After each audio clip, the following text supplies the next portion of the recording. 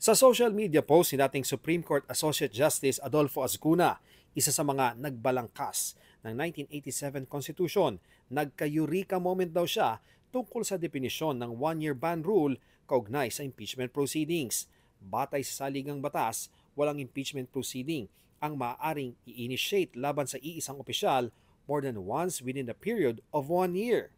Sabi ni Azcuna, hindi sinabing not more than one a year o hindi mahigit isa sa isang taon, kundi not more than once a year o hindi mahigit isang beses sa isang taon. Ang apat daw na initiated complaints, ginawa ang initiation sa iisang araw na aniyay may tuturing na ginawa once o isang beses lang sa loob ng isang taon.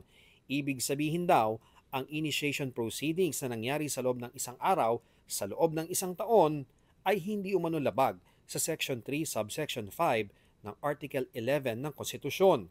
Pero ang National President ng Integrated Bar of the Philippines, sinabing ang kanilang posisyon ay ang umiiral na interpretasyon na not more than one a year kaugnay sa pagsimula ng impeachment proceedings.